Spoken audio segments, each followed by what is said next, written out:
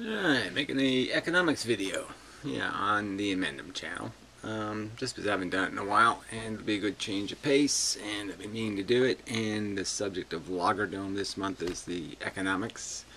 So I just thought I would do some sort of think put thing, just see what I think put. The Modern Mystics Over the Peak site, I do, pay attention, but it's all very kind of obscure, and it's all, it's kind of like this. It just kind of wobbles along. So I didn't know they came up with this explanation for how they move the stones at Stonehenge, I guess. So it works, so why not? It appears to work. I just don't know. I didn't just... Well, I guess I would move the rock first and then carve the face, just in case in case the rock fall down. That wouldn't be good. Anyway, it's really not much of a story. So anyway, it's all these metaphors and all this, obscurity, which I don't really, no. So anyway, the basics, simplest part. There's two things of value in the world: stuff and the labor that makes stuff. And you can just say that the labor that labors. Some of the labor makes stuff. Some of the labor, works at hospitals or something. Where it's just used up labor. The stuff is immediate stuff. It's just used up. It's very durable stuff. No, it's very indurable. It's very undurable. Yeah, stuff, and some stuff is durable stuff. So the durable stuff is houses, all that kind of good stuff. And property, that kind of land, that kind of thing.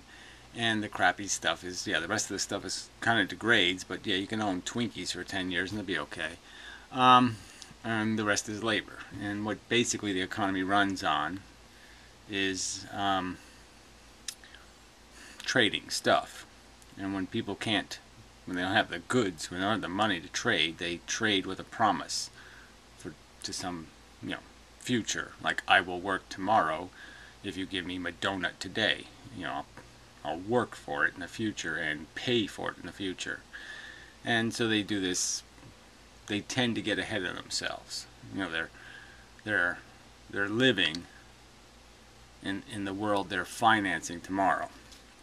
And you can sort of get away with that, but the problem is that there's people who are doing that. They're doing the lending of the money, and they're demanding a profit for lending you the money. Profit over the losses to people dropping dead of heart attacks and all that stuff. So besides paying the liability of the people who don't pay their debts, you're paying the liability of the rich person who wants to make money. The lender. So we're sitting here in an economy, the basics of it are there's $20 trillion in public debt. I can't tell you how big a number that is, but it's just a huge number, like 10 years labor or something, your share. Huge, huge, huge, huge, monstrous pile of money. 5 years labor anyway. It really depends on who's doing the labor and how many people are doing the labor. But it's a lot of labor, let's just put it that way. A lot of Hoover Dams worth of labor in $20 trillion. And then you got the personal debt, which is, all the people, credit cards, this, that, and the other stuff. And then you got the business debt, and that's all another thing. So anyway, and so all of this stuff is promises. Now the question is, are these promises good? Will they actually be able to pay them back? And I think the answer is obviously no. It's all bad debt, most of it, half of it, whatever you want to call it, half of it's bad. But they're just pretending it's okay because no one's forcing the issue. So it's not till something forces the issue. There's that run on the bank kind of scenario. And there can be, it has different, it can manifest itself in different ways.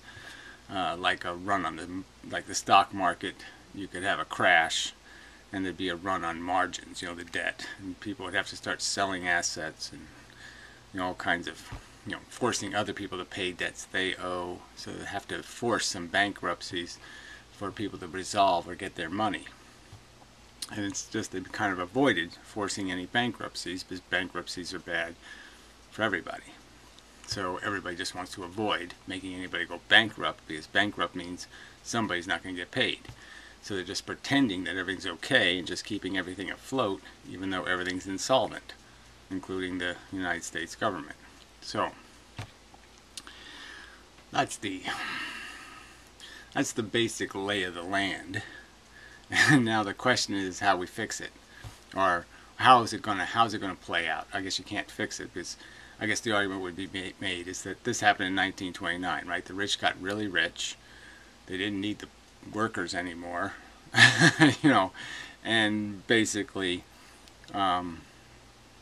everybody was way overextended. So workers weren't making enough money. They borrowed money to live, and in that, those debts were all bad. So they bought lots of cars and, you know, all the roaring 20s. Everybody thought they were rich. They weren't really rich.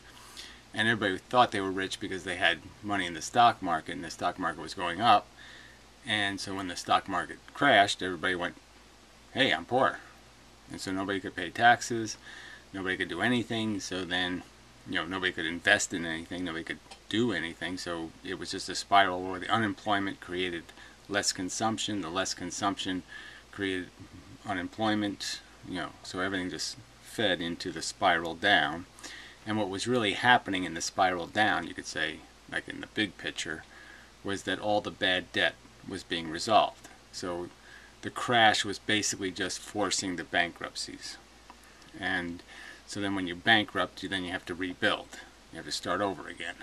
You know, because obviously all the businesses shut down and the buildings close, and then people throw rocks through the windows and all that kind of crap, and then it takes new money to get things rolling again when things start getting better again. You know, when you start having a rational economy where people work and blah, blah, blah, blah. Now the other catch is that the 29 crash, we got out of it because, yeah, we had a war, and then we rebuilt the world, and, you know, that was just the engine, industrial revolution, all that kind of stuff. And Americans did that stuff. They made products, they built cars, they did all that stuff. Well, we don't do any of that stuff anymore. So we're not going to get out of this trouble by, you know, outcompeting the Japanese. They're not going to rebuild companies that already, manufacturing plants that already exist in China, in America, and have the expectation that we're going to be able to produce the product cheaper than the Chinese. That's really not a reasonable expectation now, right? I mean, if the Americans after the war were obliged to work for the wages of what the Chinese are making now, they'd say, fuck you, we won the war, why do we have to work for this? I'm better off being a soldier than being a civilian. I made more money in the army than I can make being a civilian, so screw it. That kind of, I mean, there's just no way they would work for the nothing that the Chinese are paid. So we're not going to be able to get out of this by being productive, by having jobs. We're just not going to have jobs. And I guess another statement to be made now is that as the rich get richer, they're just fueling the economy with their luxury spending in a way. So everybody's job is basically just doing something rich people finance. And so when the rich people aren't rich or making as much money in the stock market, they'll stop getting their lawns cut, and they'll stop getting their house remodeled, and they'll stop doing all that stuff, which will cause huge unemployment, which will mean people can't buy things, and which will mean other people will get unemployed, and spiral. But the real problem is there really isn't any engine to get us out of that trouble unless we borrowed a huge amount of money, you know, to build a whole bunch of Hoover dams or something.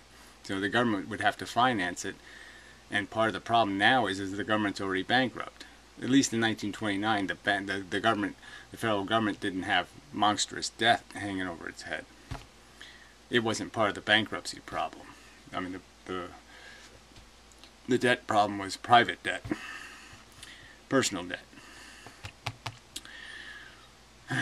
Yeah, business debt, which there is now also because of this stupid stock market thing. Everybody's trying to buy up all their own stock, you know, and they're buying high, right? The stock market is preposterously high. Anybody buying stock now probably isn't going to get richer, because it's got nowhere to go. And I'll explain how it has nowhere to go because of QE. QE has made it impossible for, I think, impossible for there to be a practical new high of any significant number in the stock market because there's nothing to generate that profit. There's nothing to generate the restriction of the asset to create the increase in the price. There's going to be more assets on the market, and it's like, I made the analogy before, but it's sort of like if you're selling paintings and you only had 100 paintings to sell at an auction versus having 500 to sell at an auction. You're probably going to get more per painting, if you're only selling 100. Alright, so really debt is the game, right? So it's all debt that the economy is built on, and there's way too much of it.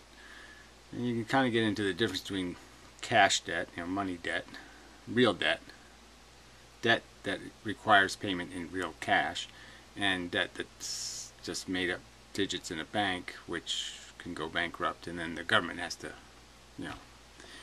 pay the bill, and it can pay it with tax revenues, or it can pay the bills with printed money, and that's the real catch. What kind of money will it print? So anyway, so a little fact. There's approximately $1.2 trillion in circulation as of October 14th. So I thought this number would have slipped up just a little bit. It hasn't. It stayed at 1.29 for an entire year. So 1.29 trillion. So think of that in perspective. That's how much cash is in the economy. The entire world economy, American dollars, 1.29 trillion. And we're talking about 20 trillion in debt. So obviously the debt isn't made out of cash. It's made out of it's made out of something else. And the digits it's made out of are these bank digits. The banks can make money anytime they want to make money. They can just make a promissory note. And it can be traded for cash. You can take their digit and convert it into a dollar bill, but it's still their digit. And the dollar bill will float back into a bank, ultimately, the Federal Reserve even, and so it's always going to be reconverted back into a bank digit. But the catch is, let's see, should I do QE first, or do I have something else to say? So anyway, the problem is like I said, so basically you really don't have a choice. In terms of the 29 model is the only model that we know of to resolve debt. Now, another model might be you create hyperinflation, and that means everybody just pays their bills with garbage money, money that isn't worth anything.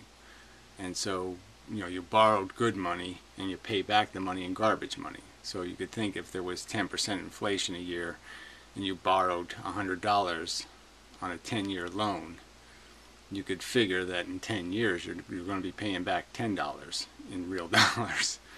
It's not, you know what I'm saying. So it's, inflation is the debtor's friend, in a sense. High inflation above what the loaner expected. So, but now we have deflation, and so the opposite effect is happening. A lot of people have borrowed huge amounts of money, and in a deflationary environment, they're going to have to pay back money that's still worth the same amount as the money they borrowed. And so that's kind of a high burden, especially when you consider, too, some of these people that have debt, wages are tending to go down. So another statistic just to play with that Modern Mystic had posted on his website was that the top 0.1%, so that the top 1,000, the families in the top 1,000th of families now own as much as the bottom 90% of families in terms of wealth. Obviously there's another 10% floating around in there, or 9%, well, 9.9%. That's not doing too badly, but I mean, it's just it just illustrates that there's a ton of wealth at the very, very, very top. It's a huge amount of money, a huge amount of ownership in very few hands, and those hands are essentially financing the economy. I don't know what he wants. It's always something with these cats. What do you want, you critter? Yeah, well, you're going to do that. I'll poke you and see if you go in a direction. Yeah, let's go in the outside direction. Takes a little stretch. And he goes out. It's funny, he's deaf, but he can still talk pretty good. You know, he doesn't talk funny. No, I don't want him. Yeah, sorry, don't want to be making fun. So anyway, I really should get to the argument that I have. You know, there's some issues with the modern mystic now. This whole QE thing. Okay, this is the quantitative easing. This is the game they play to stimulate the economy. Is what they call it, but it's not really stimulating the economy. It's just stimulating the stock market, which creates a perception of wealth. So you can imagine if you own stock and the stock market goes up 50%, you get very rich. It's like you made a whole bunch of money. And so it's like you went to work or something and you didn't, but you gain ownership through that designation that your money is now worth more money, right?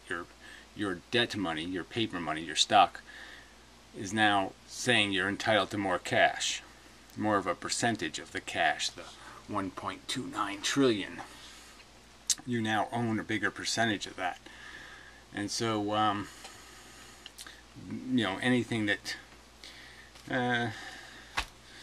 yeah, so how to draw this picture. So what the QE is the government buys its own debt, essentially.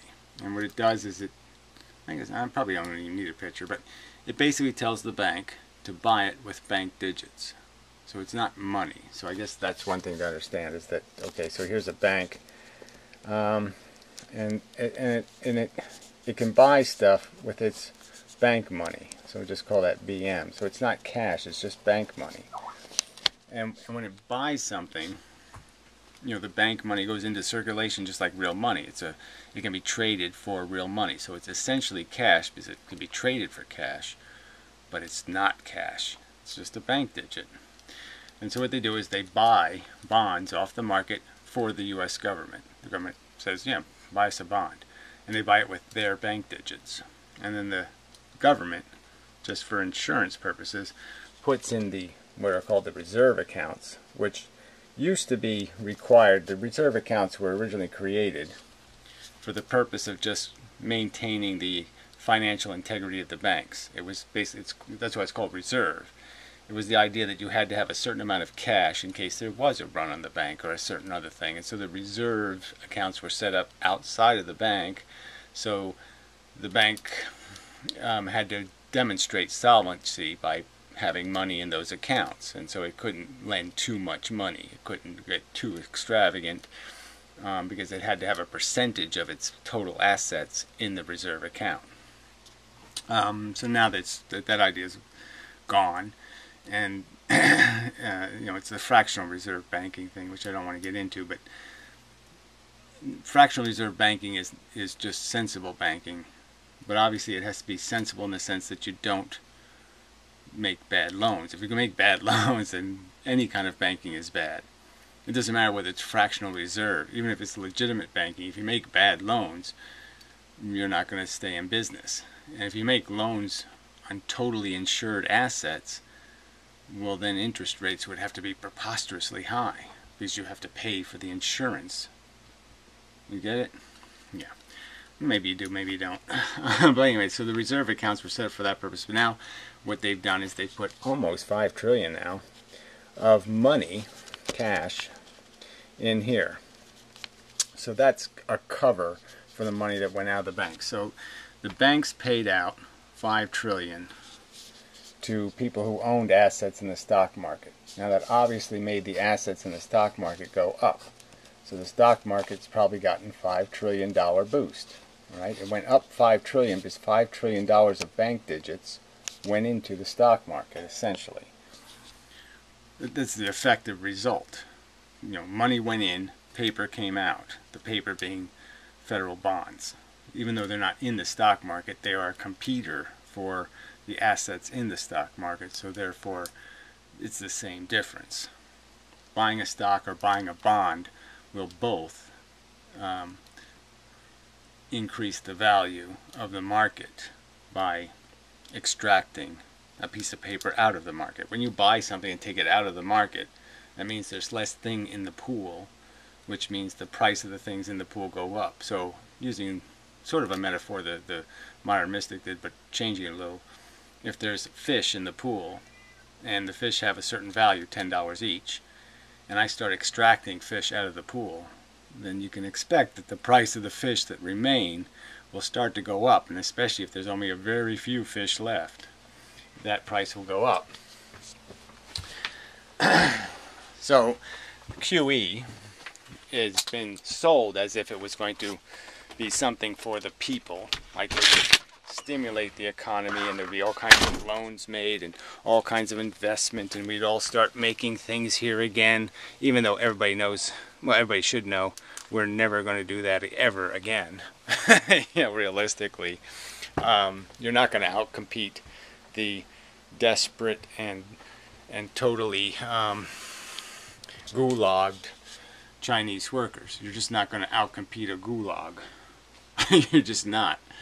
So that's never going to happen. You're not going to create jobs by merely spending money in the economy. That will not create a real job.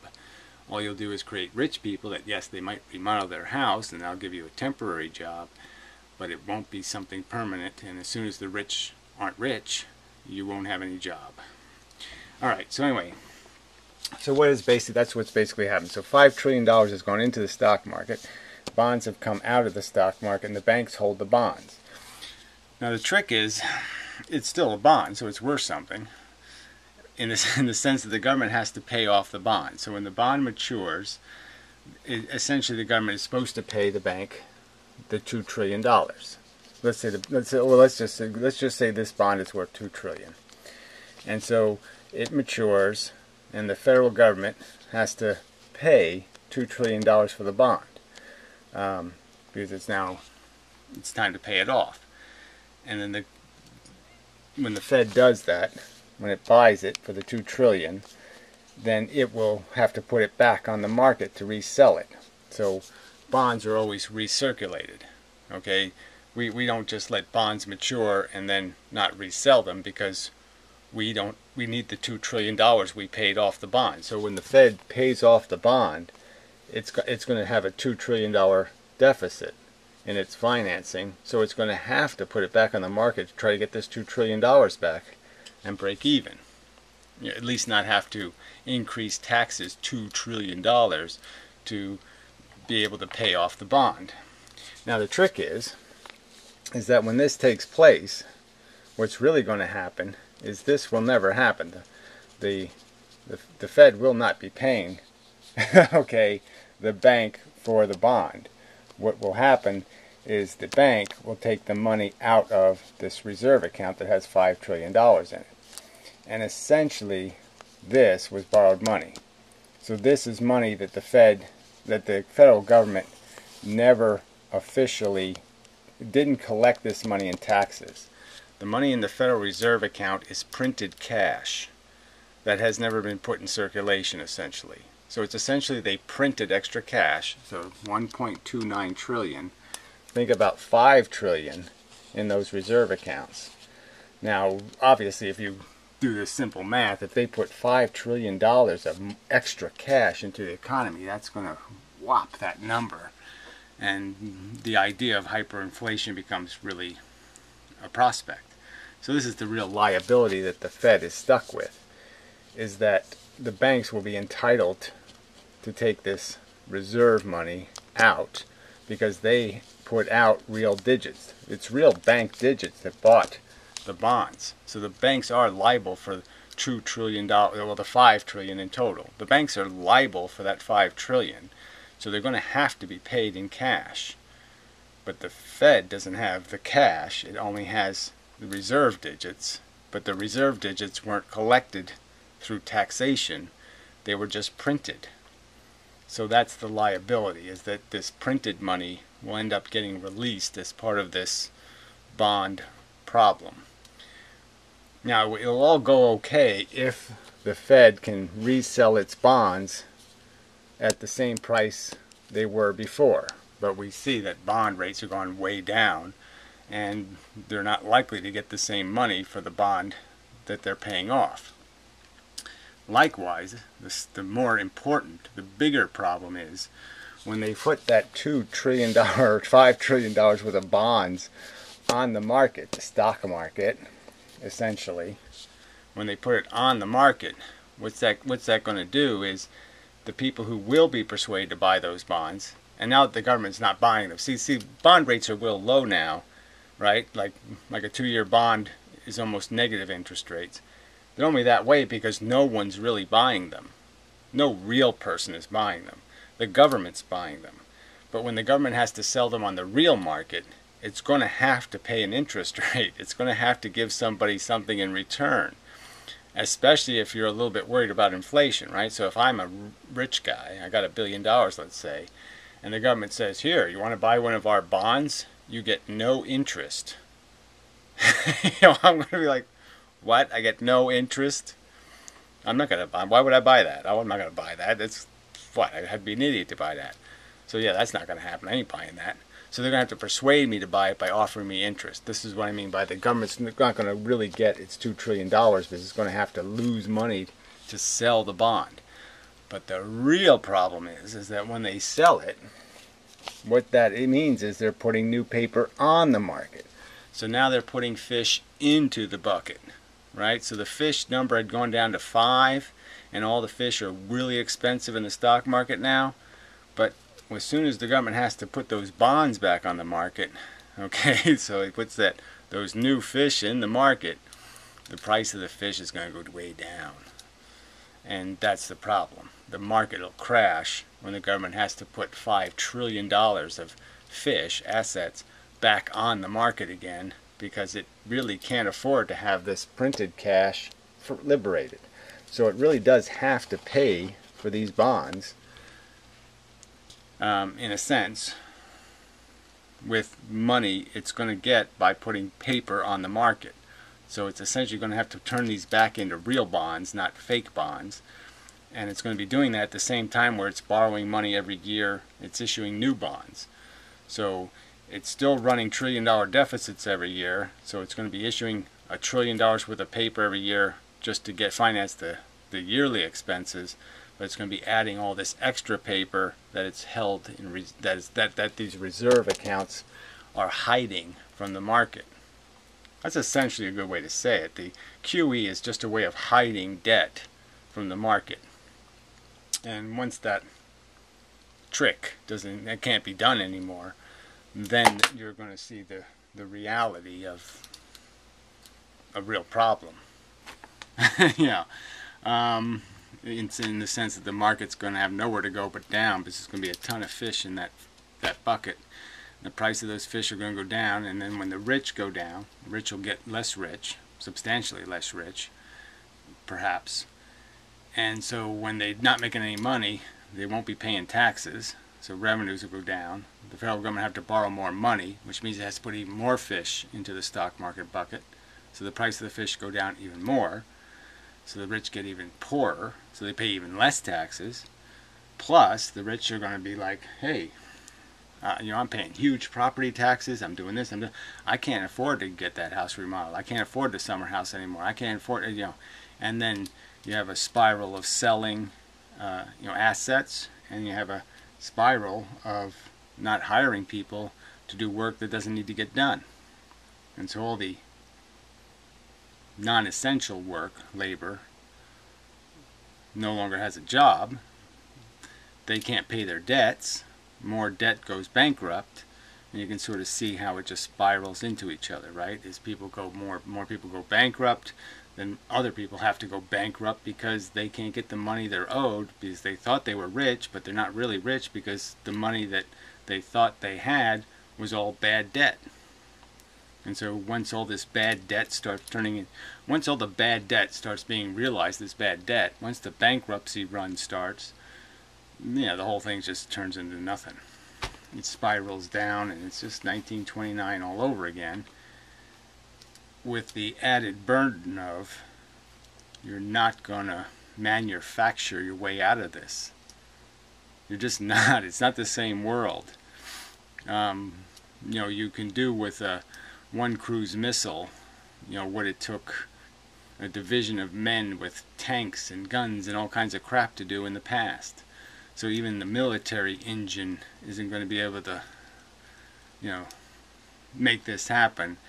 And I guess I would argue that even if you were to have some preposterously crazy war and say, well, try to make money off of it, it really won't be spread across the economy enough for it to do any good at all. And so it'll just be, in a sense, be a waste of money, because, well, somebody's going to have to finance that. And the only one to finance it is the government, and they're not going to have any money. So they're going to be making huge debt, paying for destructive armaments, and we're not going to be getting any profit out of it. You're just not. You're not going to sell something. You're not going to rebuild Europe. China's going to rebuild Europe if you have a war in Europe. So that's not going to work. And it's way too dangerous to have a war anyway. So they're just way too expensive. So that's not going to solve the problem. So anyway, it's going to be a big problem this time, in the sense that there's no mechanism that makes it obvious how you're going to get out once you're down. Once you go to, once we go third world, we're not going to be able to get out of third world without living third world, which means we're going to have to work for 10 cents a day and do that whole grapes of wrath thing. And it's just going to be, I don't think Americans will do that. So I think things are going to get ugly. Yeah, that's what I think. But anyway, it seems inevitable. It seems all doom written all over it. And I don't see, like I said, the only other choice is the hyperinflation thing, which is the government will let the banks take this reserve money out. They'll let them trickle it out. So there's almost 5 trillion. And say if they let the banks pull it out, when the bonds start maturing, and they let them pull it out, $1 trillion at a time, they can slowly put this printed cash into circulation, and we'll start to see this number go way up, because they'll have to account for the fact that this was not tax dollars, this was printed dollars, and the printed dollars will be going into the economy. So I think that states it. Yeah, I think it's enough. It's a little technical. But yeah, QE is just a racket. Merely a contrived mechanism to make the fish in the stock market more valuable, to make the rich on paper richer, even though they didn't do anything innovative or brilliant or any of that stuff. The companies aren't doing anything brilliant or innovative.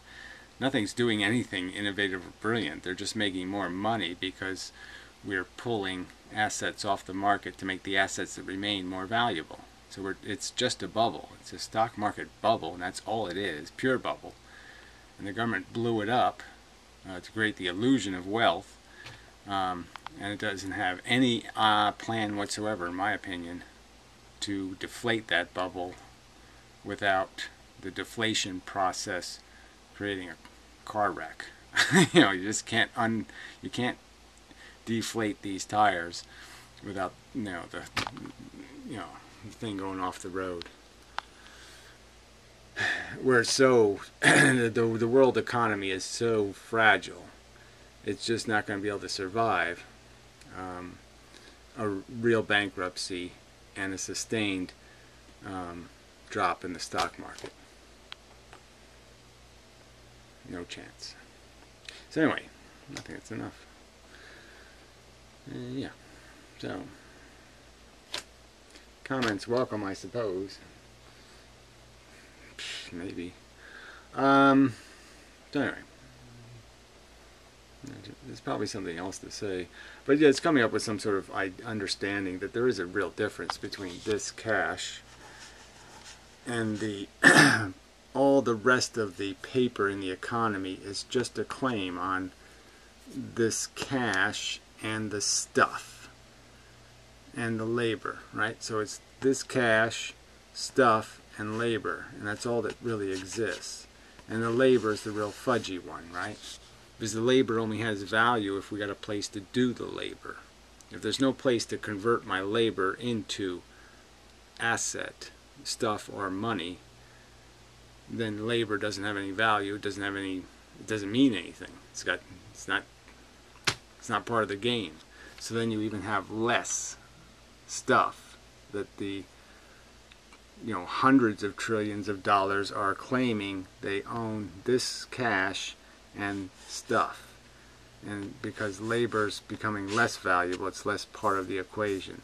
So there's less and less of this stuff. There's a smaller pie and a much bigger pile of IOUs to that pie. So it's essentially the pie is way oversold.